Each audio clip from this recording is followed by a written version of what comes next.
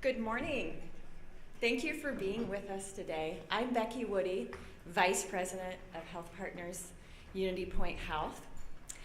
Welcome to our second annual Purchaser Symposium, Iowa, but our first ever in Cedar Rapids. We're glad to see you. As we know, this is a big investment of your time. We're glad to see you. We've worked hard to put together a day for you that's interesting and thought-provoking, and we're looking forward to spending the day with you. As you may be aware, Unitypoint Health and HealthPartners came together in 2015 to create a comprehensive, integrated health solution for the communities that we serve. This relationship affords us the opportunity to offer simple and affordable health solutions in Iowa. I'm proud today to introduce to you our Iowa-based team that supports these efforts. So if I could have the Iowa team stand up, please. All right, I have Claude Wilkins, Cynthia Forsyth, Jody Sackett, Mike Anderson, and Carrie Carruthers. Thank you. The healthcare landscape is changing breathtakingly fast. It's hard to keep up. That's why we're bringing you some of the most exciting new thinking on the biggest health challenges facing individuals as employers and as providers of health solutions. We want you to leave today inspired, but also with practical ideas you can use right away to help your organizations and your employees be healthier, both financially and physically. This year, our symposium is coming together, and the incredible opportunity for leaders from business and healthcare to drive healthier communities together. As you know, collaboration is an essential element of our culture. It's how we work with one another and with our business partners. And it's essential for innovation to take place. And that's what we hope to spark for us all right here. So to begin our day, I'd like to start by welcoming our Senior Vice President of Health Solutions, Sales and Account Service, Doug Smith.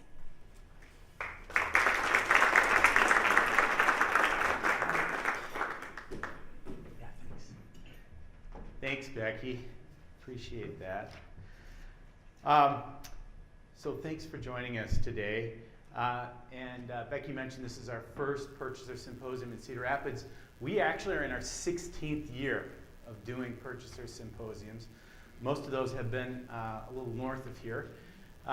But we actually did do 2 Purchaser Symposiums last year in Des Moines and in Cedar Falls, and had great participation, and so wanted to add Cedar Rapids and actually Sioux City this year in Iowa. So we're doing 8 of these in the 5-state region that we serve over the course of just over a month. And Carly Grieger says it's a piece of cake. It's easy to do that, right, Carly? Yeah. So actually the team is just doing a fantastic job. I want to thank our AV team as well, and all the folks that help with the logistics, because it's not an easy job. Our symposiums are meant to be a forum for idea exchange and discussion. They are not a sales presentation, so you're not going to get an overt sales presentation today. But we do, as Becky pointed out, have lots of folks around, and if you have questions, our sales team are really problem solvers, and they would be happy to talk to you about any issues you have on your mind. We're grateful that you've chosen to share part of your day with us today, and we hope you find the time well spent, that the agenda will be timely and relevant and helpful for your organization. Before I discuss our efforts to make healthcare simple and affordable, let me first spend just a minute telling you about HealthPartners and HealthPartners Unitypoint Health Plan. Despite being active in the Iowa market now for really a little more than 5 years, we recognize that we aren't as well known as some of the other health organizations that operate in Iowa. HealthPartners and HealthPartners Unitypoint Health Plan exist in order to improve the health and well-being of the people we serve so that they can be their healthiest every day, and that the companies and the communities that we serve will prosper. You'll notice there's an economic element to what we do. We know that health and the cost of health can either be a strategic advantage or not. And we're committed to making it a strategic advantage for the people and the communities that we serve so that our kids and our grandkids can remain here and be a part of thriving communities. It's something we think about as part of our job every single day. We do this work by collaborating both among ourselves and with others to create innovative solutions to the health challenges that we all face. So before I go any further, let me introduce the president of HealthPartners Unitypoint Health, standing in the back corner. Can you just give everybody kind of a parade wave, Cheryl?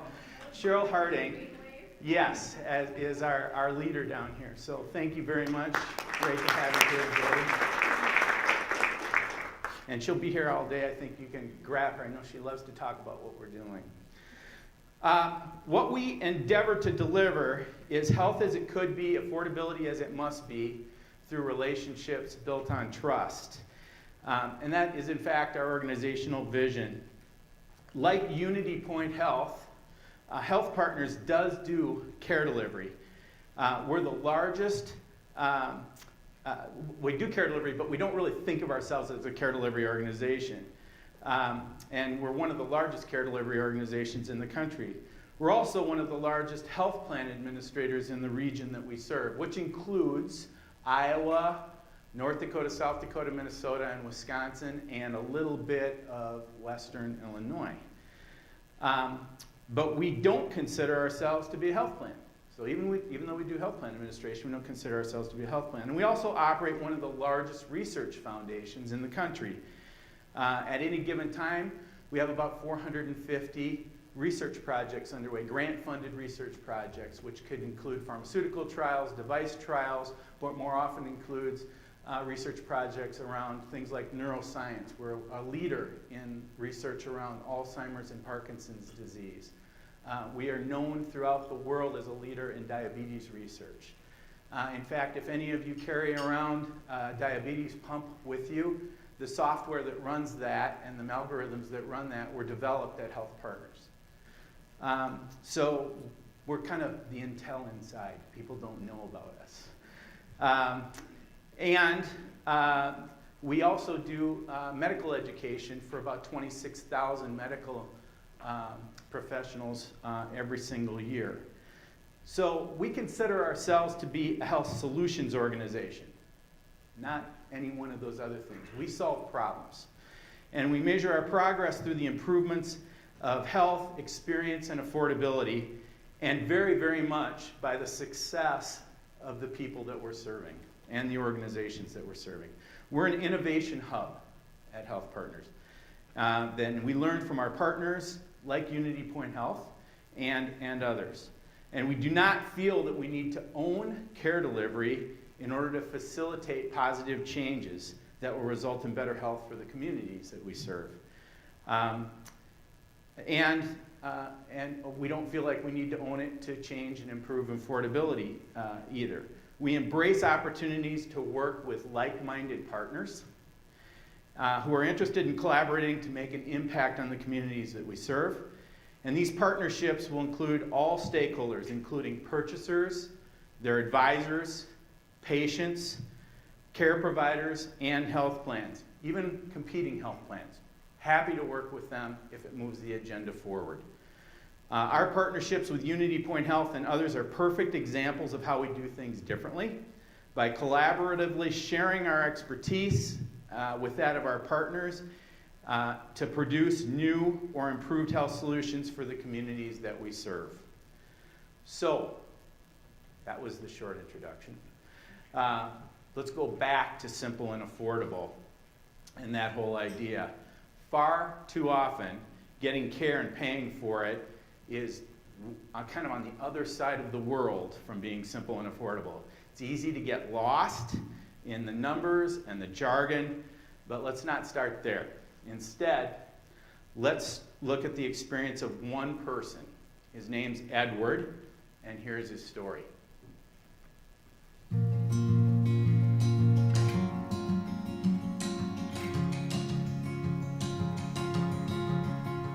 It was a scary time in my life, but I had someone to keep me on track to recovery. I wasn't expecting that kind of support from my health insurance company. I thought it was the flu. I just got hit by a wave of something really bad, and before I knew it, I was in the hospital having surgery to get a stent put in. I was told what I had was a widowmaker's heart attack, something only 2% of people survive. After my surgery, I started exercising more at the YMCA. I've been going there for years, and I actually work in the child care area. The Y was a big part of my road to recovery.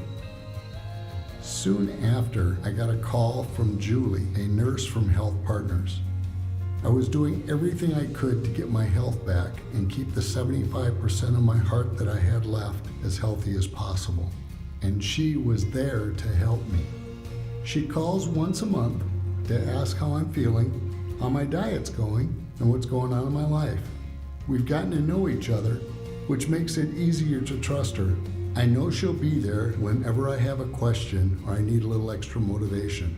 Julie's my cheerleader. She keeps me accountable for reaching my goals. I'm lucky to have a health insurance company with a program like this. Thanks to my regular calls with Julie and my own determination, I've gotten my health back.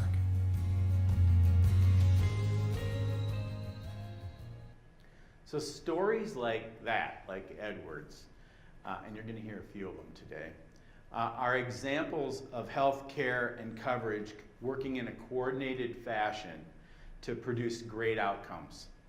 They bring together high quality and compassionate healthcare, great coverage, because you got to pay for it somehow, and this is the thing that's, I think, kind of differentiating, an intentionally designed experience that's reliably delivered by teams that are available and easy to access and that understand and respond to each individual's unique needs. So you're going to hear that mouthful a couple of times from me this morning, this intentionally designed experience. This stuff is too important to leave to chance. We've got to plan it better so that people are not left out there flailing. That costs tons of money. And instead, we need to get them on the right path as quickly as possible and help keep them on that path. That's what you saw happen with Edward. It's the things that we all want for ourselves and our families, that kind of care. And it's our vision at HealthPartners Unitypoint Health Plan. It's what we're all working for every day. We also know we don't deliver this coordinated experience every time. So while we like to hear stories and share stories like that one that we just watched, we have to keep thinking about the opportunities that we have to make things better. A lot of that has to do with listening. And over the course of the past year, as usual, we spend a lot of time having conversations with patients, with health plan members, and the general public to understand what people want and how we as a healthcare solutions organization can do a better job. And we learned a lot. The data is deep and complex, but we challenged ourselves to do something really simple. And we said, what if we tried to boil this down to a statement of no more than 100 words? What would that look like? And there it is. So, and it's worth, you're going to see a lot of things in here that make sense. I pay a lot for the health insurance, but I question the value of what I get. It's so expensive I can hardly afford the care when I actually need it. And when I do see a doctor, it's a complicated mess. Finding an appointment, figuring out what's covered, sorting out all the bills, I feel lost in their system and alone. I need a partner to help me, someone that I can trust, not just when I'm sick, as I try to live a healthier and better life. And healthcare companies say that's what they are, but none of them really act like it. Now, I know gobs of care providers. There are some in here today. Every one of them is just breaking their back to deliver the kind of experience that their patients want. They want their patients to get better. It's not the care provider's fault. I would say it's not, it's certainly not the patient's fault. It's not all on the health plans either. It's how we all work together that where people are getting caught in the mess. And so it's not too surprising to see that that's kind of what we heard from all the people that we talked about. I'm guessing when you look at that, you say, yeah, I don't like it, but that's the way that it is. So what do we do about it? Well, we believe our members and what our members and patients want from us and all of us is actually pretty easy to sum up. Make it simple and affordable. And we're having a lot of conversations within our organizations and with our partners about that and what it means. So a couple things just to state right at the beginning. It does not mean that what we do is simple. Rather, it means it's an important part of our job to simplify the experience for patients and members and customers. People want care and coverage to be simpler and easier to understand. And really critically, we all need it to be affordable. It's just not. It's just not affordable today. So when you look at this statement, there's a couple of kind of really key words right at the beginning. First one is making. It means that we're not done. There's a ton of work to do. And then the it. What is it? Well, it refers to absolutely everything in the experience, from determining the right care decisions, to getting the care, to doing the paperwork or whatever is required in order to facilitate, payment and additional care that's required, and any required follow-up. It's everything. Everything is the it. So we know that this is challenging work, and as a consumer-governed organization, we also know it's the right work to do. We can't do it alone. It'll take collaboration with partners. So today I'm going to talk about two fundamental shifts that we need to make. We at HealthPartners, Unitypoint Health, and all of us in healthcare need to get closer to simple and affordable. And here are the two shifts. The first one is about centering healthcare and coverage around the person. And the second one is a broader change about how we think about what health really is and the role of health in our society in the future. To put it a little bit simpler, the first shift is largely about healthcare relates to people like you and me and our families. And the second shift is more systemic. It's about how we think about health as a nation, in our communities, and within our organizations. So a recent Penn Medical study took a look at the negative online hospital reviews and found that there was a word that showed up most frequently in these hospital reviews. Anybody want to guess what you think it is? I'll give you a hint. It's a 4-letter word, but you can say it without getting in trouble. Anyone? The word was told. I was told to do this. I was told I had to do that. It was all about telling and not listening. And as I think about that, it makes total sense to me as I reflect from the letters that we get from members and patients at HealthPartners. We get great letters. We get letters thanking us and telling us how grateful that they are. They've gotten well. They had a tremendous experience, almost always pointing out somebody who listened to them. But then we also get some about people that are frustrated about not being heard or being told something that didn't make sense and something that they didn't understand. And that reaffirms something else that we know. Too much of our health system was designed to do things to people, not with people. So care systems were designed about the system itself, too much so, not necessarily about the people that they serve. Now, I mean, that's a kind of a damning statement. I know we've designed systems to try to help the people, but we got to get things done. There are things that we're just forced to do, and unfortunately, those things get our patients and our members caught in the middle. Not long ago, the advisory board took a look at what consumers want from care today, healthcare today, And you're not going to be surprised by this. It's largely what we want from other services and industries that we work with in our daily lives. They want convenience, number one. They want to walk in to an appointment, without an appointment rather, and be guaranteed to be seen within 30 minutes. Secondly, they want lab tests or x-rays in the same location where they get their care. And believe it or not, both of these beat out the third thing, which is they want the visit to be free. So they wanted the convenience of being able to go in without an appointment and have their labs there before even free even showed up on the list. Second thing, they want to know what things cost, and they want to know about it in advance. So they want to have an idea of what all this stuff is going to cost. And more than half of Americans have tried to find out-of-pocket costs out before they get care. Most of them are not successful in doing that.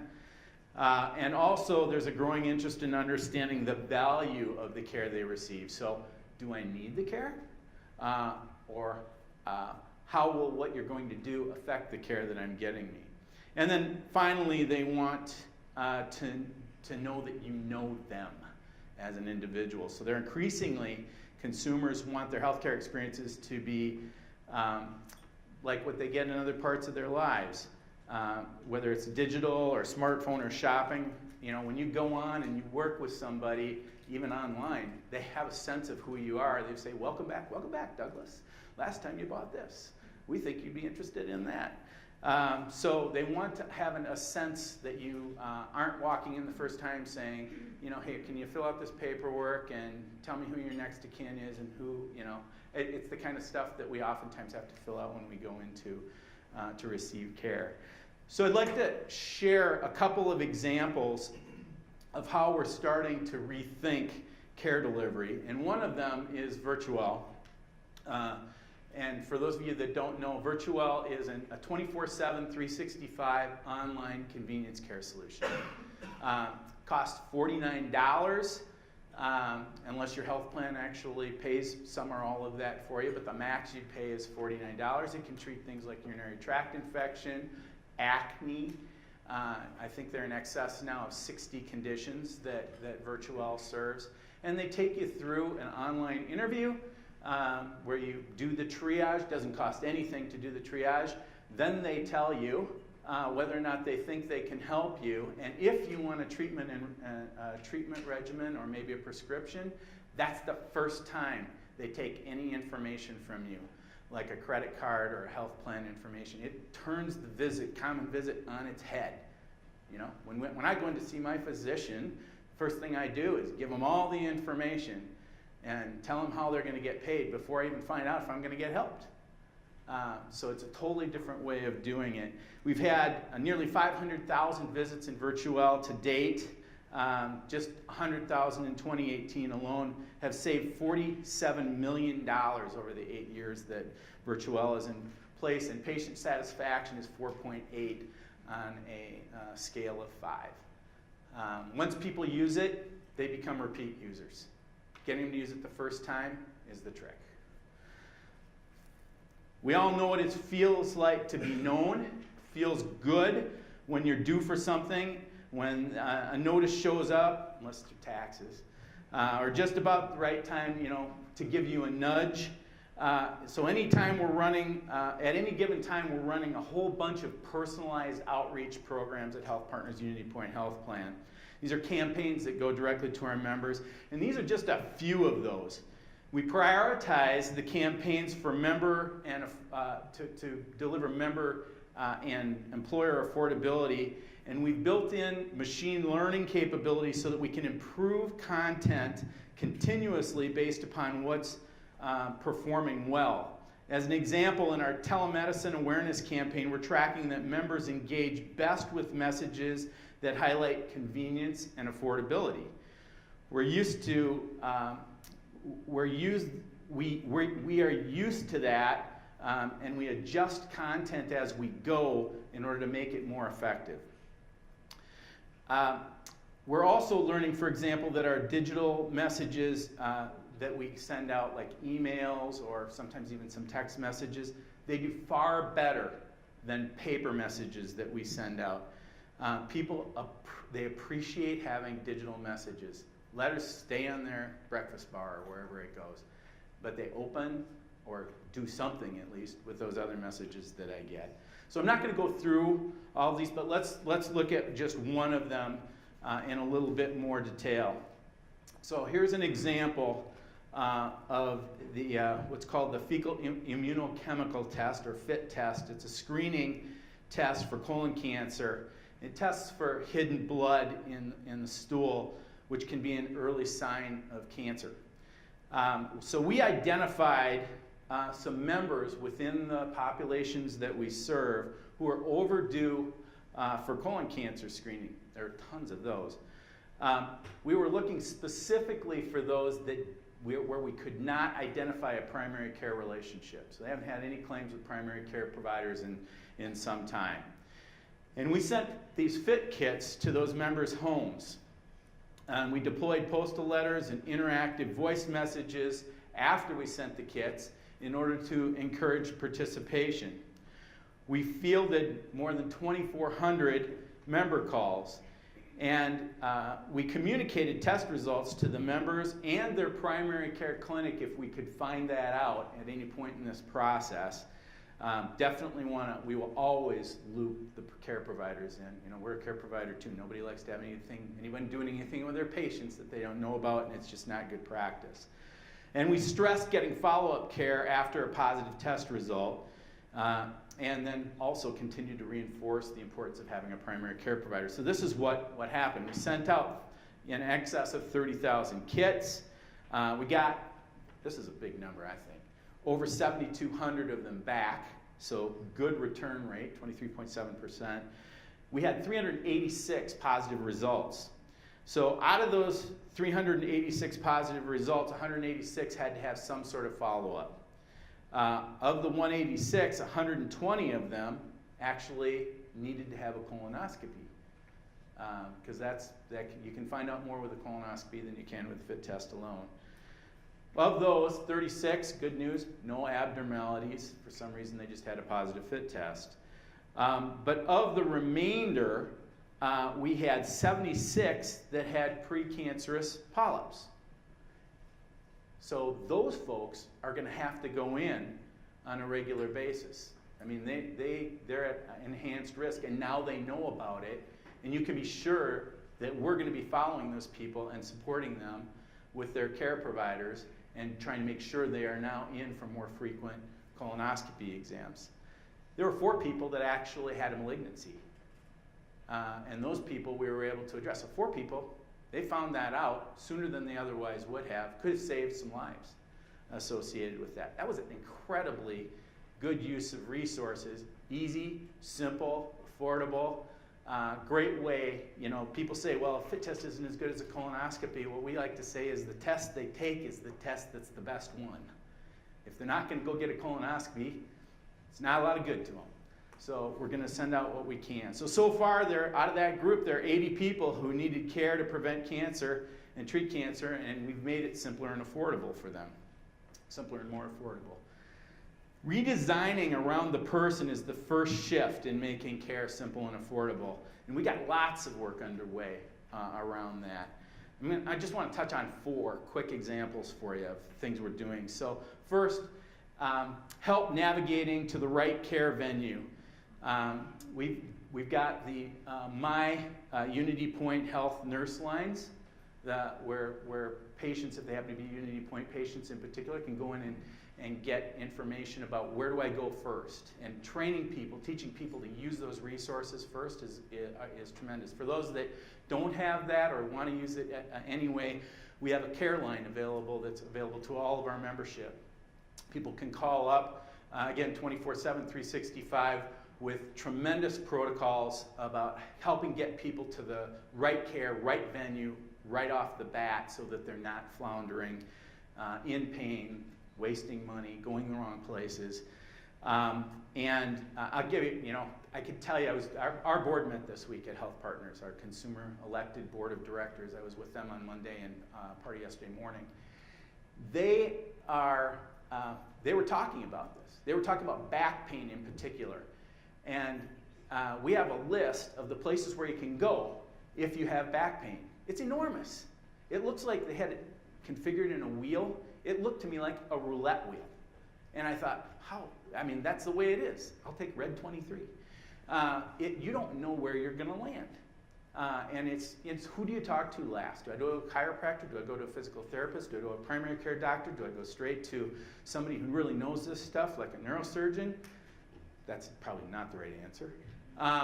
But you can understand that when you're in pain, and if any of you have been there, I have, all you want to do is get that pain to stop. And you'll go wherever you can get in. That's not the right decision. We need to help people know where do they go right out of the gate. So we're going to continue to really help people to understand you have resources. Here's some first calls for help. Number 2, engaging with members who could benefit from our care support services. And before I go too far in this, Joel, where are you? Are you going to talk about this later? A little bit. Okay, I'm going to skip over that one. Joel, get it. Third one, more tech-enabled health. And this is, interestingly enough, a demand from our members and our patients. An example would be like blood pressure remote control. What if clinicians could actually help people to manage their blood pressure without an expensive clinic visit? Well, we actually did some research using our research institute to do that. And they analyzed the benefits of telemonitoring and pharmacist consultation for patients with high blood pressure. A 2018 study published in JAMA showed that this type of remote blood pressure management was superior to standard clinic visits. It was better than actually going in. While the long-term strategies for blood pressure management are still needed, reducing use over 3 years has major implications for lowering total cost of care. If they're not going in, of course. And honestly, most physicians or nurses would probably prefer not to be doing that kind of work. They would like to be operating more at the top of their license. And so if we can figure out a way to do that more broadly, there's a great, simple, and affordable idea. Really importantly, I said you're going to hear this a few times from me, something that we're intent upon doing is intentionally designing experiences. Looking at what people are trying to do and not letting it be happenstance. So we want to consistently and reliably execute that experience and make sure that we can do so in a way where we're able to understand what's unique about each person, each individual. That can be done. Edward's story was an example of that. So that's kind of the personal shift that we're talking about. Now let's talk about the other one, reimagining kind of the broader health system, the role of health in our communities and society. The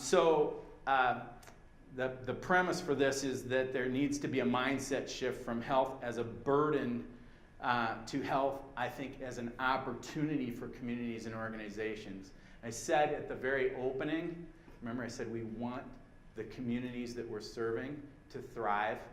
We want our kids and our grandkids to be able to stay in those communities. If we can turn health into a strategic advantage where businesses want to locate or expand in those communities because it's cheaper, people are healthier, they're more productive, wouldn't that be a wonderful thing? We can do that. We can do that. And we need to shift the focus from really being sick care to preventive care and well-being. And we also need to shift the focus from volume to value, to where can we have the biggest impact. So if we reimagine this idea of value, you can see some of the things that we've got on the list. Linking payment to results, not volume. We'll talk a little bit about that. Incentives for quality and efficiency, consumer-focused and innovative models, and then this is really important, especially now, prescription payment costs for clinical cost effectiveness. So where are we based? Where are we on the value-based care? The first one up there. Well, we've developed this total cost of care model, which some of you I think are familiar with, but you know, just looking at the unit price of healthcare doesn't tell you the cost of care. You need to understand how many units of care are being delivered. You need to understand the intensity of the care that's being delivered. For example, an MRI costs more than an X-ray, and if an X-ray will do the trick, you want to do the X-ray. It's also safer. So it's important to look at all the costs attributed to the person, and no more squeezing the balloon, you know, where it comes out in a different place. The measure is important, but we don't want to be arguing about the yardstick. So the good news is we developed this measure. It was endorsed for the first time by the National Quality Forum in 2012. It was re-endorsed in 2017. It's something to build on. Today, there are over 300 organizations in 40 states that are using this total cost of care measurement. It is the standard in the industry, and it's picking up. You're going to see it accelerate. So we'll be starting to do that. Unit costs are still important. Consumers need both. But total cost, when we're talking about managing total expense, if you're a self-insured employer, do you care about, you know, you should care about the total expense, everything. You care about the number of units you're getting in addition to what the unit cost is. Measures and transparency. About 20 years ago, HealthPartners announced that we would no longer pay for never events. So, you know what never events are? You know, like a wrong site surgery would be an example of a never event. Well, shortly thereafter, and I'm talking like within a month, I think, Medicare followed suit. They said, hey, that's a good idea. We're going to do that too. Now pretty much everybody does it. And it's a common expectation. Well, we think that linking quality to payment is going to be the next big step, or outcomes to payment will be the next big step. And we've been working to expand the use of quality measures and to link quality to payment. And actually, Dr. Frost is going to talk a little bit about some of this in the breakout today. So I'll drop my voice on that one for just a moment. And then we're also working with our federal and state capitals to advance reform. So, and this is, prescription drugs is a great example of this. Bring the real drug costs and profits into the daylight. Cost transparency is a welcome trend in U.S. healthcare, and drug companies really aren't, you know, they're not totally there. They're getting a bit of a pass on this. So we need to change that. We need to make cost a factor in getting approval for drugs. Regulators now look at safety and effectiveness to determine the value of a drug to the community, and they ignore the cost of the drug. They do not consider the cost when they do any sort of an approval. So drug costs should be evaluated as part of that regulatory approval. And we should unshackle government negotiating power with respect to Medicare. They're the largest buyer of health care in the nation, but the federal government has they have tremendous buying clout, but much of that power is left on the table because the law prohibits Medicare from negotiating with drug companies on pricing. It's senseless. And we need to end loopholes and abuses. There are so many reforms needed to address unfair and abusive market practices. I'll just drop voice there. And we need to turn off the expensive hype. So high-priced medications are often supported by tremendously expensive marketing campaigns that add cost and that drive excessive use. And we should support some restrictions on those. A quarter of the people taking prescription drugs today say that it's difficult for them to afford them. And that number is going up pretty quickly. In addition to the difficulty affording prescriptions, about 3 in 10 of those folks, actually 29% of all adults, report not taking their meds as prescribed at some point in the past year because of the cost. So they're dialing back. I've got relatives that tell me that they do that. I mean, this stuff hits close to home for all of us. Large majorities favor requiring drug companies to list the prices in their ads. Nearly 90% of people do that. Making it easier for generic drugs to come to the market. They like that idea too. And allowing the federal government to negotiate with drug companies to get lower prices for people in Medicare. So all these things are things where nearly 90% of the population supports. It shouldn't be that difficult to do that. In addition to value-based care as a focus, we also need to focus on the many factors that influence health that are beyond kind of the access to care.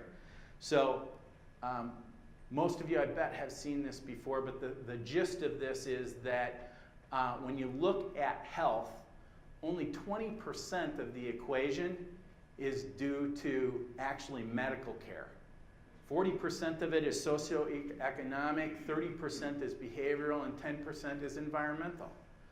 But we're spending most of our money on the 20%.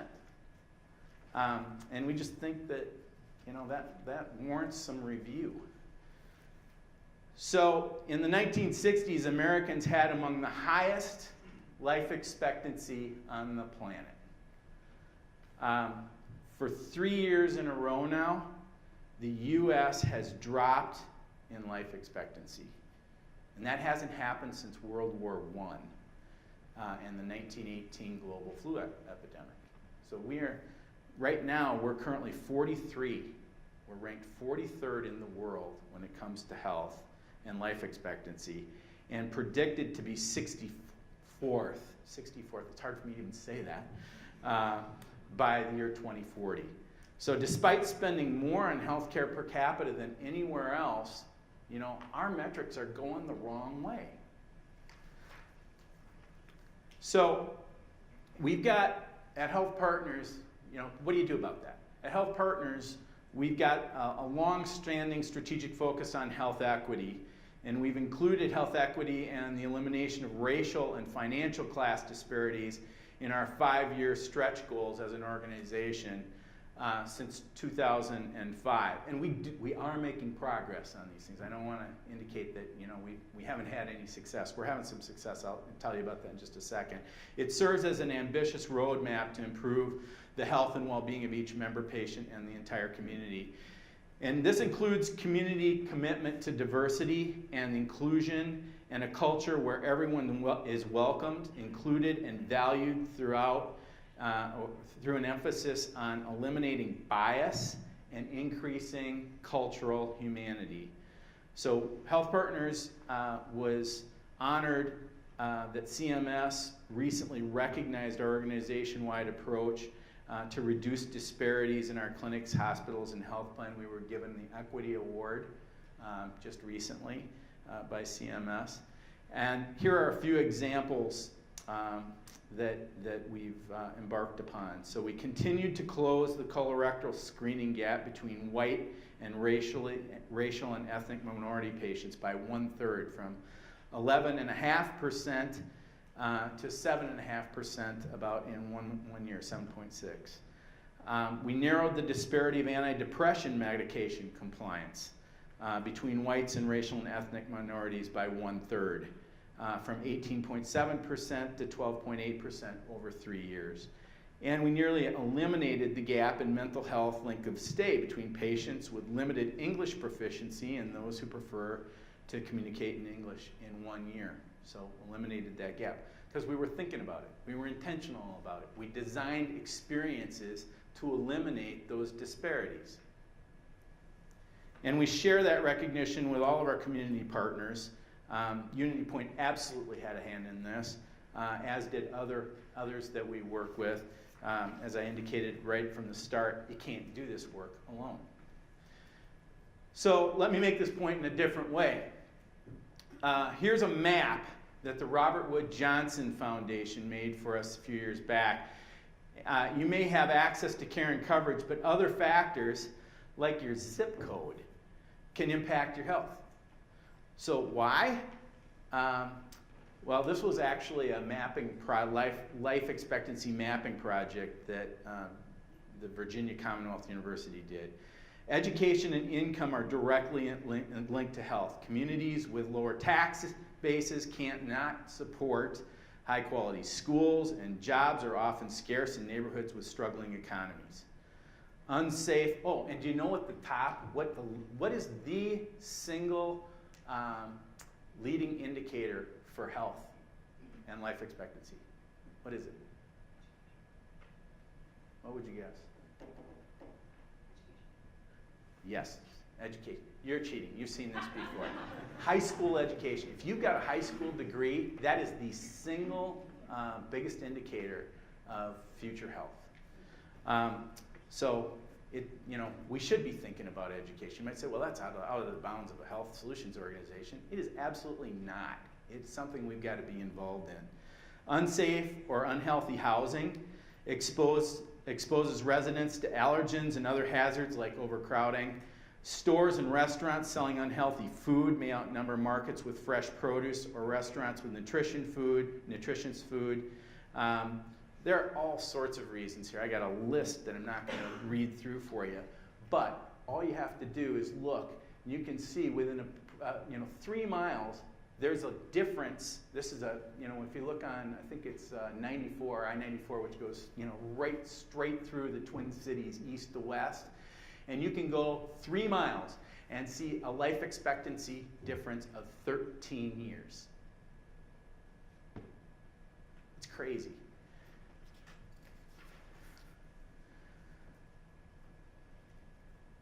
Mental health.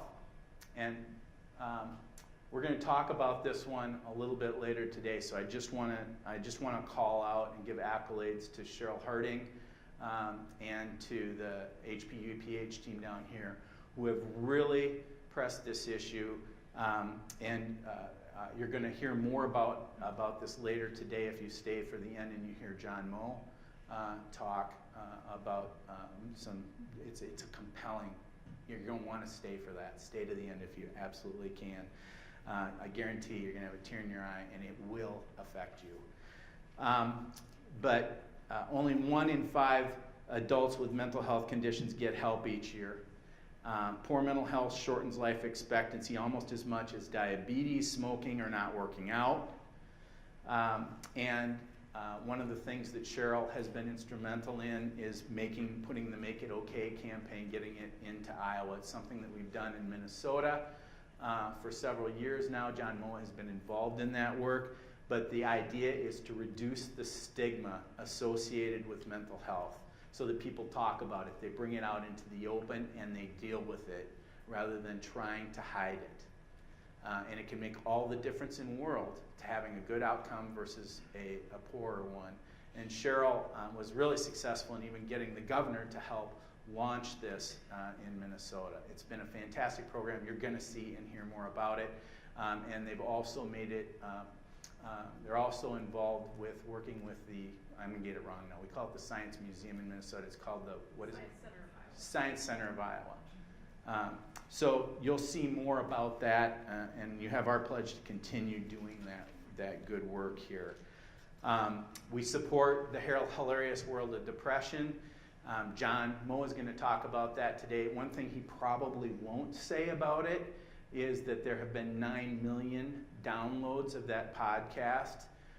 He will probably give you a little bit of an indication about how quickly it got popular. So, if you don't do anything else today, when you get a couple of minutes, download one of them, listen to it on your way home tonight. You're going to get hooked. It's entertaining aside from being informative. So where do we go next in this shift? Well, we broaden and deepen our partnerships across all sectors. As I indicated, you can't do this work alone. And you figure out how you're going to measure success. And we're really good at measuring illness. We need to get better at measuring health. And so we've worked on both of those things. Current health using a common metric known as disability-adjusted health years is something that we're doing right now. We call it our summary measure of health. And at a couple of our symposiums, actually this year, our Chief Science Officer and the CEO of the HealthPartners Foundation, Nico Pronk, is actually talking with people about the summary measure of health. If you can't measure it, it's really hard to manage it. And what we will soon be able to do is have a summary measure of health for not only our whole population to determine how we're doing overall for the whole population, But in addition to that, we're going to be able to go down to like a company level. So it gets back to the whole idea of health being strategic, or for a community level. If we want to look at how the hospital in Anamosa is doing, how are we doing at kind of the community health? We will be able to do that for anybody that's in our database. And so in the future, we're actually analyzing 7 behaviors that have a major impact on future health and of health plan members, including physical activity, diet, tobacco use, moderate health or alcohol consumption, good sleep, healthy thinking, so you have the mental health part of it in there, and preventive care. So it's exciting work, and we're really excited about that. And then lastly, we've got to get beyond the idea of this being a partisan issue. And so recently we met with several members of our congressional delegations, including Senator Grassley's office, talking about shared interests in lowering prescription drug costs, stabilizing our insurance markets, and other policy issues. The issues themselves, like cost, access, outcomes, equity, they aren't partisan issues. The mom who can't afford insulin, or the senior who can't figure out Medicare, the mental health access crises and the addiction that plagues every county right now with respect to opioids, the hit that health care costs take on the nation's consumers. None of that's partisan stuff. It affects everybody. And we got to kind of rise above that and deal with it. So this doesn't suggest that we shouldn't have debates and disagreements. We need lots of good ideas and lots of healthy debate, and usually lots of compromise.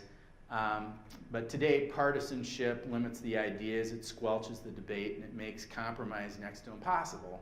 And we absolutely are going to need compromise to take steps forward. So clearly, we've got lots of work to do.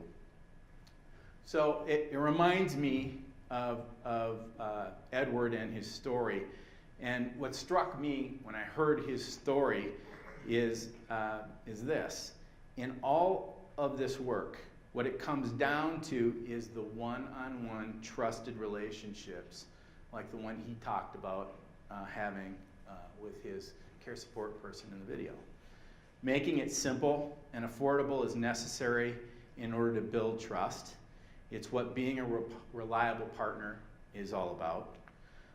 And for partnership to work, we have to know one another. And we have to trust one another.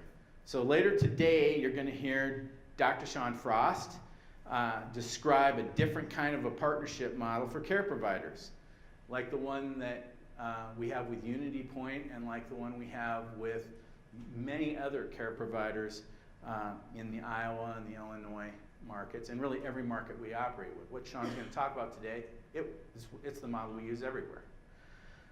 And it's how we can create a benefit that benefits purchasers. We're grateful to you, again, for your gift of time today. The very act of coming together here today really reflects the interests that we all share in making healthcare better for people and for our communities. And I hope that the conversations that we have here today, by coming together, will help to deepen the relationships that we all have and help brighten our future together. Thank you very much.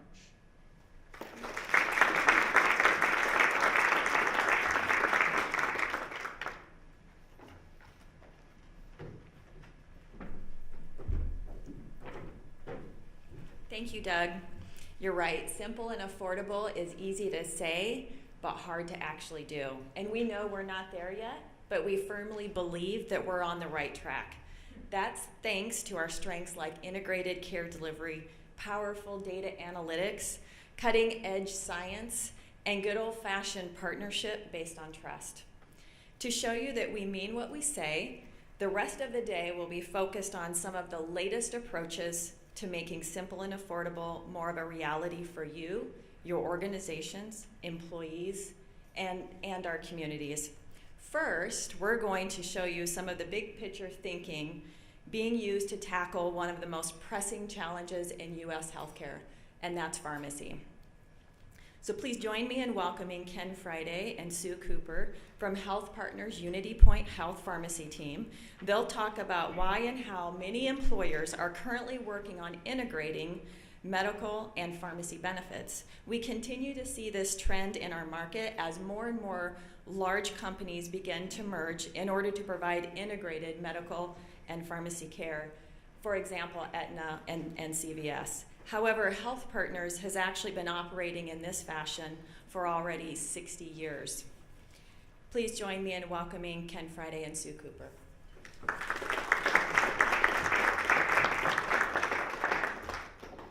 Good morning. As Becky said, my name is Ken Friday, and within HealthPartners, I have responsibility to make sure that the pharmacy benefit as part of our integrated offering works smoothly.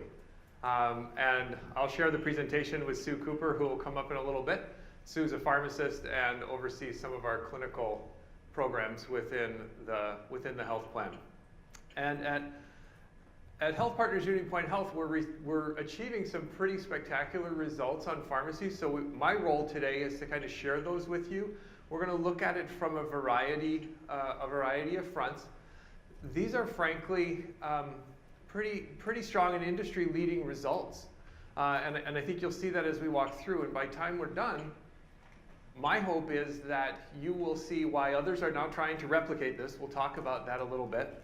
How it is that we achieve some of these results, these intentionally designed programs, as Doug said, and then what the future looks like from our perspective in pharmacy management.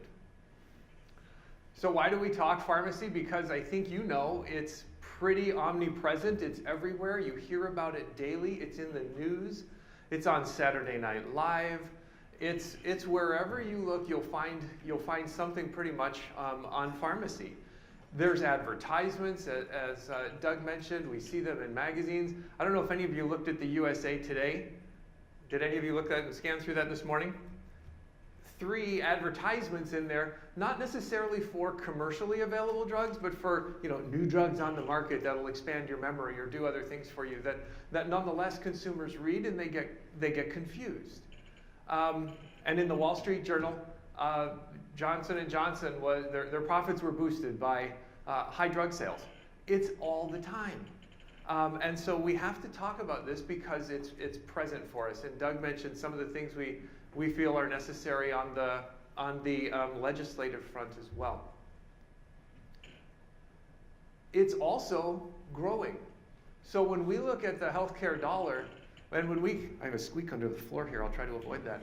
When we look at the healthcare dollar, we're seeing now that wherever prescriptions are used, so hospital or infusion or clinic settings or outpatient pharmacy combined, takes up now about 23% of the healthcare dollar. And that continues to grow and will continue to grow unless we do and see some change, which of course we're seeing. So Becky mentioned with some of the integrations that we're seeing now. We're seeing organizations come together to try to manage healthcare costs differently. And what's important to call back to in the comments that Becky said is that HealthPartners Unitypoint Health, we've been integrated and looking at this from a holistic approach, pharmacy inclusive, all the time. And so now we have organizations like Cigna buying Express Scripts. Then you flip that upside down and you have the PBM, CVS, buying the health insurer, Aetna. And so these consolidations that are happening in the industry are happening for a reason. And people want to try to duplicate, frankly, the results that we're going to step through. So let's step through those briefly. So this is a study conducted by Optum Insights, and it takes our commercial population and it benchmarks them against against Optum's commercial benchmark. And so this study's been done several years in a row. The results are comparable year over year.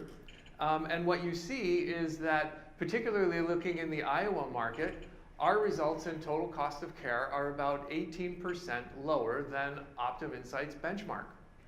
And the prescription costs are about 10% lower. Pharmacy management is integral to achieving these total cost of care reductions. And I really can't avoid this spot. And so we have, and then when you look at it nationally, total cost of care being 6% lower, and pharmacy costs, excuse me, being 23% lower. Year over year, this has been the theme. But let's take a look at this then yet another way. So this is HealthPartners per member per month pharmacy costs compared to two of the large PBMs in the industry, Express Scripts and CVS. And you can see that our per member per month costs come in at about $69 compared to their pushing $88, $89.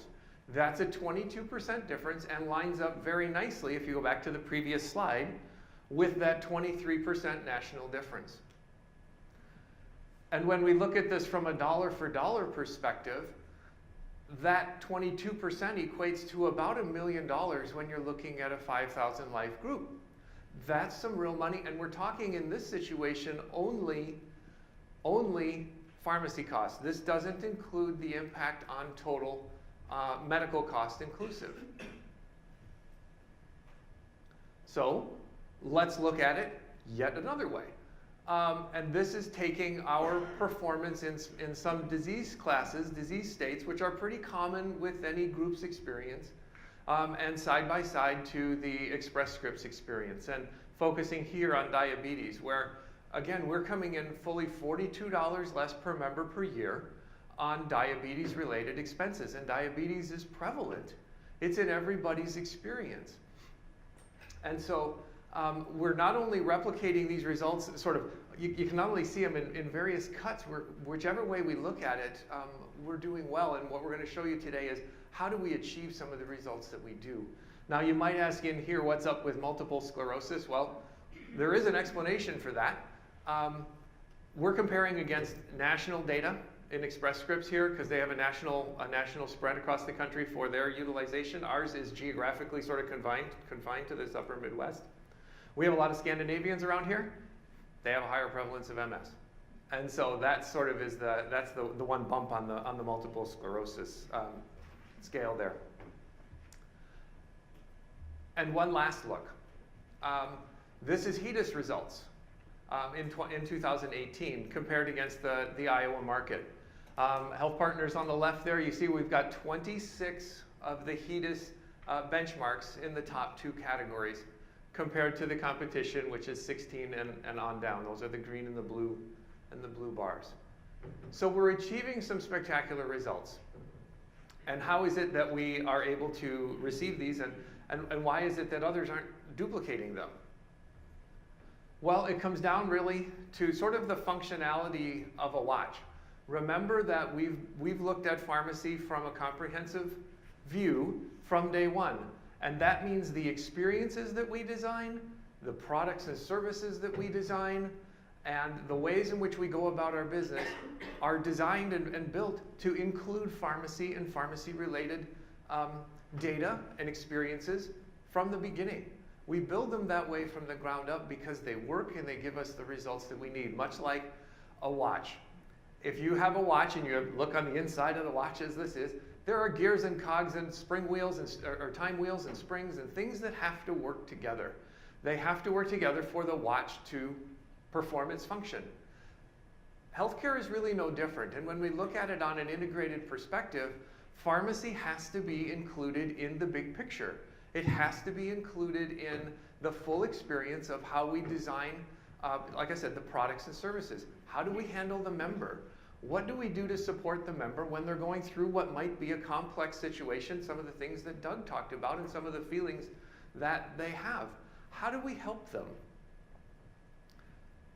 And so we do this very intentionally so that the result that the member sees is what's on the face of the watch. They see the perfect time.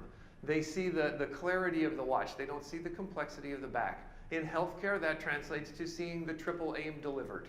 They see that we support them in their health, that we're striving to do that in an affordable way and improve their experience so they don't feel lost, as Doug mentioned in his opening comments.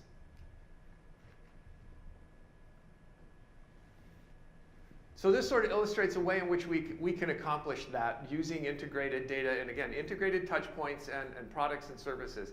So this is a study that compares compares groups with pharmacy integrated versus groups with pharmacy carved out. So you take it and you give pharmacy to another organization, and then you have a gap in some of the contact points. Well, what we see when we have pharmacy carved in and when we're able to work with it as a full data set and full experience, we see we're going to start at the top of the wheel, a 38% higher program identification. So that means we can reach out to members in different ways, relying on different data, and help members get engaged in their care and in services that we can offer to support them. An example of that would be that when we have pharmacy data, when the member calls member services, they can look at pharmacy data, and staff sees gaps in pharmacy care. If they're looking at and talking with a pharmacist, they're looking at the member services system in order to see the member's experience, they can see gaps in care, gaps in pharmacy care. When a member calls to member services, we can prompt them for additional services, such as, hey, you need a particular type of screening, because our data sets are built to do that integration. That in turn, if you go around the wheel toward the right there, it leads to more opportunities to review medication use and more opportunities to make a change. Now, you might think that making a change is maybe not a good thing. It is, because we want to optimize the member's medication use. We want them taking the least amount of medications necessary in the most convenient way so that they can be adherent. And we have an opportunity to recommend and make some changes. That in turn leads to, at the bottom of the wheel, less side effects, which leads to less hospitalizations and readmissions. And we know that sometimes drugs and drug-related side effects or members' inability to take their drugs leads to higher medical care. And so when we can intervene and make these changes and try to streamline their care, we can reduce hospital admissions and ultimately 2 to 4% reduction in total cost of care. And that is inclusive medical and pharmacy together. So let's take a situation, a story. This is a real situation in our data set where we had a member who was a college student. So away from home, out of state, she leaves for college with a condition called Crohn's disease.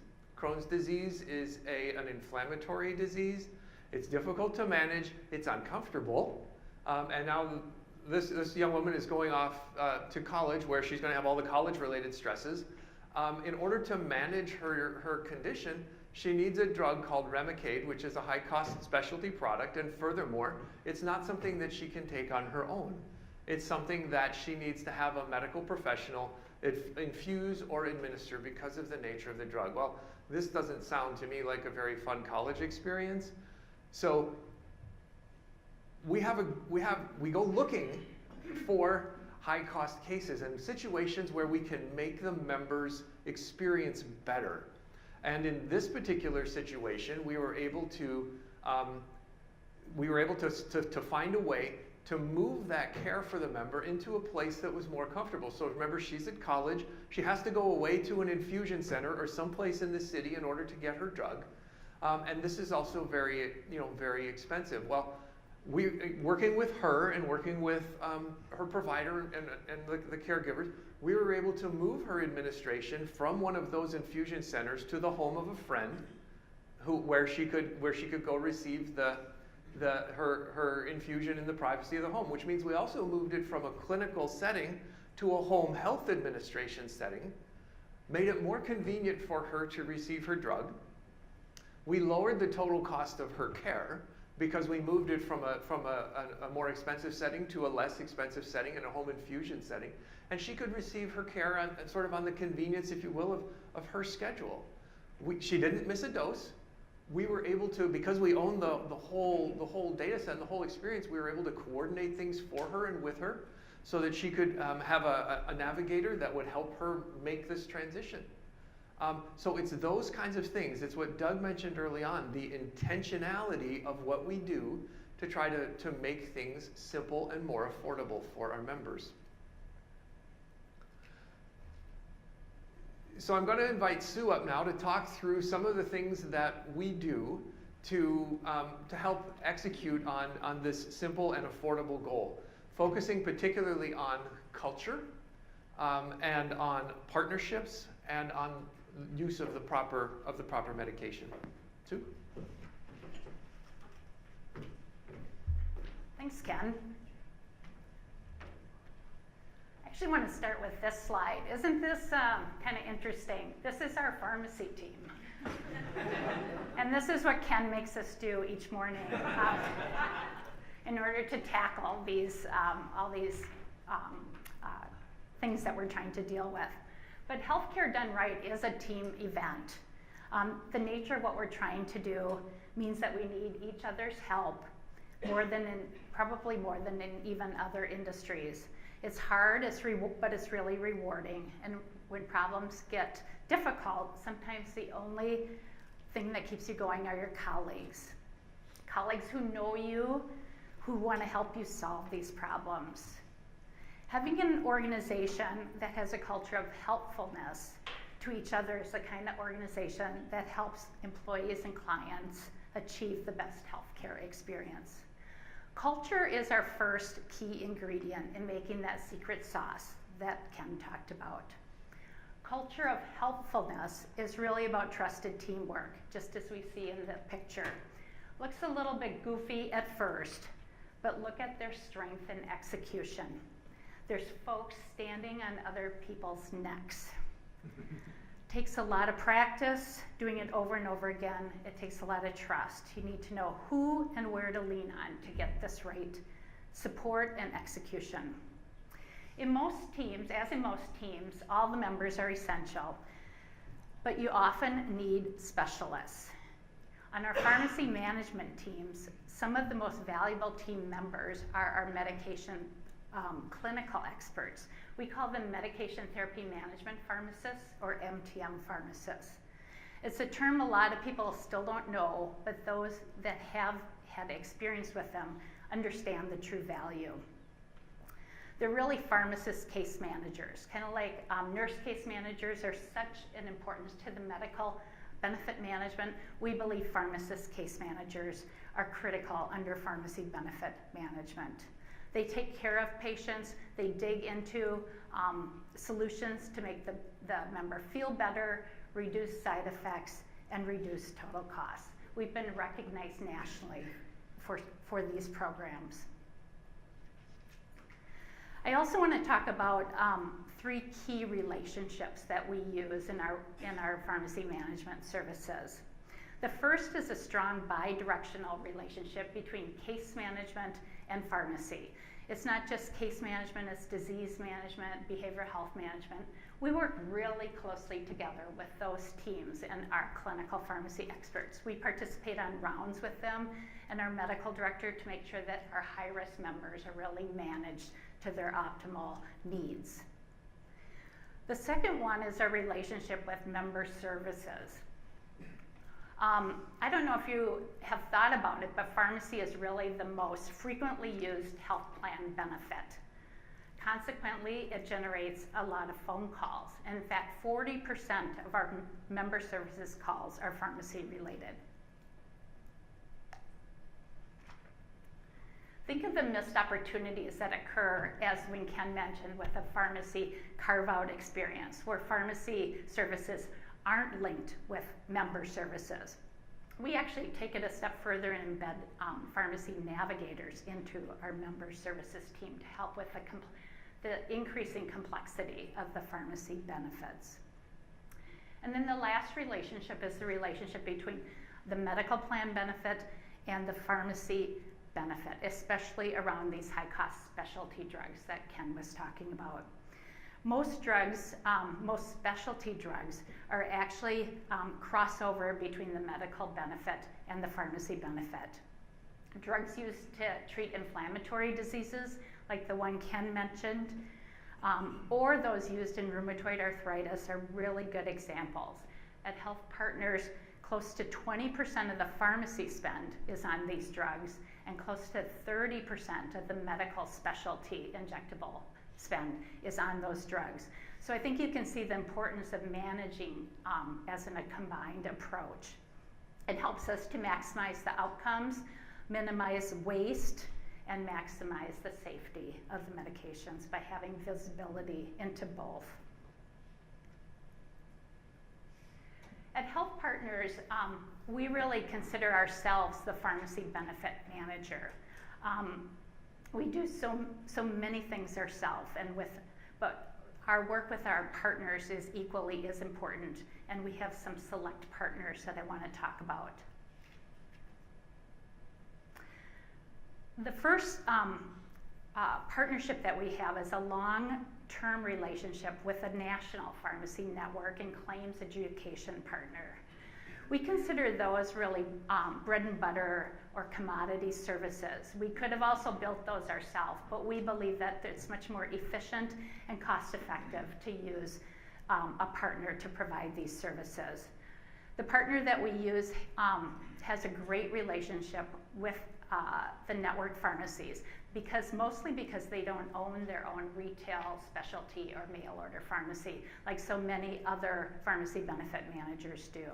And because of that, we get some of the best competitive discount rates out there. A second really important relationship now is with specialty pharmacies. Specialty pharmacies have access to these specialty drugs at the best price, but also equally important is they have access to clinical experts in these specialty areas that are related to the conditions they address. We partner with a national specialty pharmacy as our anchor specialty pharmacy, but we use others that have unique expertise, such as the case for hemophilia or infertility. And then the last key partnership relationship that I want to talk about is the one that we have with physicians and care providers. It's a lot of the things that Doug talked about, and I know Sean will talk about coming up. We do have special insight into care providers because, as Doug mentioned, we are care providers, both within HealthPartners and Unitypoint Health. But whether they're part of our family or not, all of our provider payment relationships include performance metrics and pharmacy around pharmacy quality and affordability as well. As he mentioned, over 90% of the members are covered under total cost of care agreements, and pharmacy claims and pharmacy results are included in those programs. That's really a big reason we achieve over 91% generic use compared to a lot of the national PBMs out there that are in the mid-80 range. It's that relationship with prescribers. They're really aligned with our goals around both quality and affordability. We also work really hard to support them. We know pharmacy is complex, and we've been rolling out some technology to try to improve their experience in achieving the results. I want to mention two things that are pretty exciting. The first is called Real-Time Pharmacy Benefit Check. This actually enables prescribers to see cost and formulary information as they're prescribing the medication within their medical records. Today, there's a lot of time wasted when prescribers are trying to write something. They don't know if the plan covers it, they don't know if prior auth is required, and they certainly don't know the cost of the medication. With real-time pharmacy benefit checks, this is provided upon order. And in fact, if they order a non-formulary or a non-preferred medication, alternatives come up that are a lower cost to the member and to the plan. The result certainly is going to be greatly enhanced experience for members and care providers.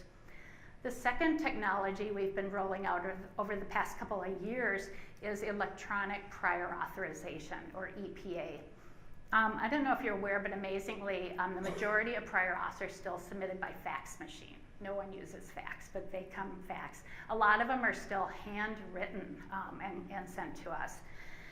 I'm really proud to say that we now get over 70% of the requests for pharmacy prior auth electronically. And they're using drug-specific decision tree questions so that the information that comes answers all the questions needed in the first opportunity. This has resulted in the turnaround times for prior auths, which are traditionally a very painful experience, going down from days or weeks to minutes or hours at the most, and we continually want to improve that so that a member patient can actually receive authorization, if it's a clear authorization, before they even leave the office. And then the last relationship of care providers is with community pharmacies. We really value the role of the community pharmacists in taking care of members between visits to their clinicians. And we've worked closely with a number of community pharmacy providers, especially in rural areas, to support and focus on improving adherence and making sure clinical goals are met, like blood pressure management or diabetes.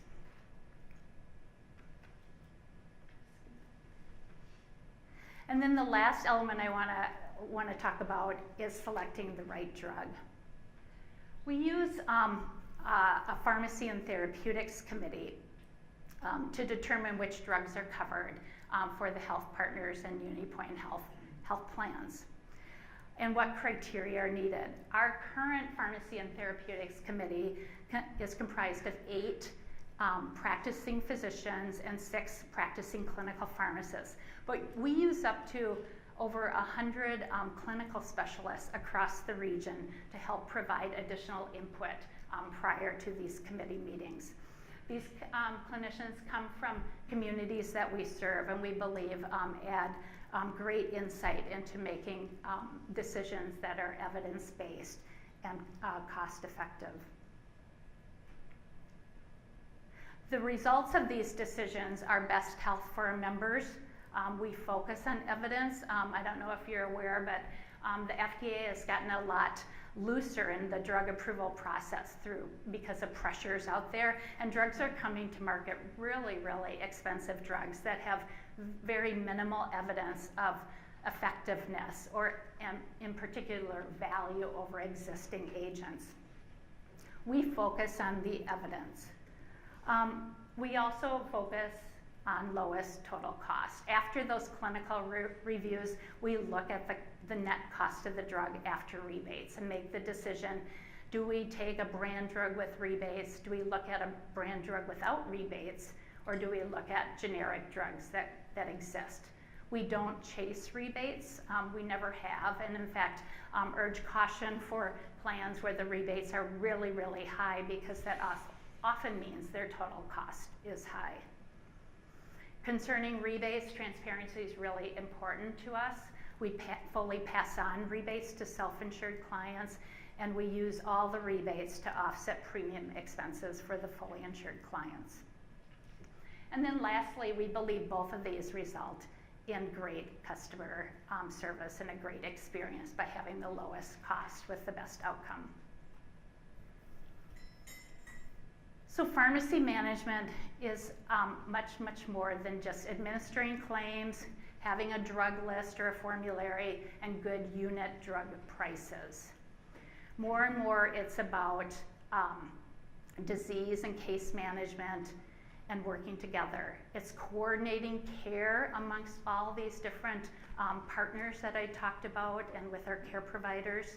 It's educating members on their condition. They want to be empowered. It's reinforcing doctors' recommendations between visits so it becomes a habit. And then it's clearly explaining, maybe for the first time, that their well-being, how their well-being impacts how fast or slow their conditions may respond. Consider the case of this 60-year-old man, another true story that had. He was referred to us by case management. He had heart failure and kidney disease.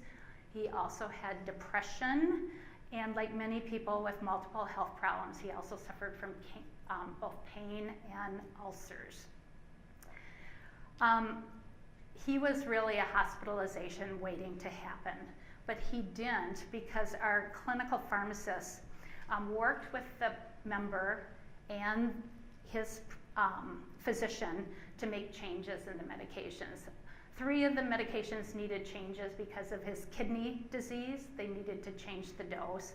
And they were also able to actually take him off and stop 3 of the other medications. He felt much better. He found out he didn't need some of those medications. He wasn't hospitalized. And in addition, the pharmacist actually helped sign him up and have relationships to begin a weight loss program. At HealthPartners, as Doug said several times, we're very intentional about the experience, and we work hard to make sure that we deliver what members expect. So what's next in the pharmacy world? It's a challenge. Every day is a new challenge. We're mapping out further ideas for improvement, and let me give you an example of what we've been working on. Psoriasis is another inflammatory condition that results in scaly, dry, itchy skin patches. It can be very painful. It represents a really large expense for members and purchasers. I'm sure many of you have seen ads on the television for very high-cost drugs to relieve the pain of psoriasis. Imagine Sarah, who has moderate psoriasis, but it's debilitating. It's unsightly, it's painful, so she misses a lot of work. She doesn't go out as much to meet friends because she's embarrassed about how her skin looks. And now she's getting depressed. In fact, 60% of patients with psoriasis have depression, and 10% actually considers suicide. She also has high blood pressure and cholesterol, which are strongly associated with psoriasis. She's obviously stressed, and that's bad because stress actually triggers psoriasis and makes it even worse. I think you can see that it's not just about a medication in solving her problems. Her drug treatment can't be as effective unless she manages some of these underlying lifestyle factors. But Sarah, like a lot of people today with psoriasis, aren't aware of these lifestyle triggers to their condition. And I'm sure you agree that's not an optimal experience. So now imagine a different scenario. Imagine Jeff. He has mild to moderate psoriasis and was just diagnosed, but instead was provided with a patient support program that's an extension of his dermatology care team and is working with his health plan. As soon as he's diagnosed, Jeff receives navigation to understand where he is in his disease state, an explanation of the different plan benefits that are available to him to help with some of these lifestyle changes and for him to consider based on the stage of his disease.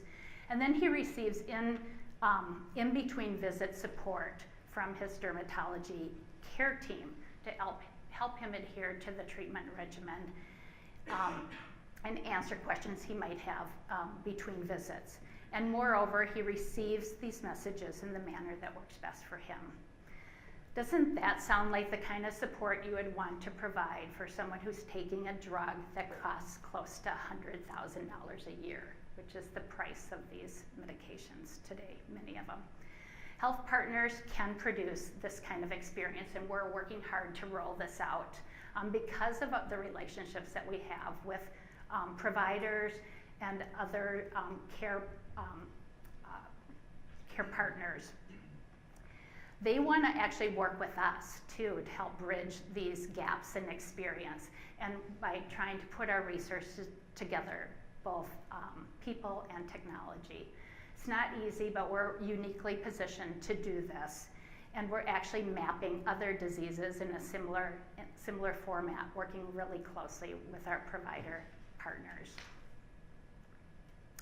So we're really excited about this work and the future.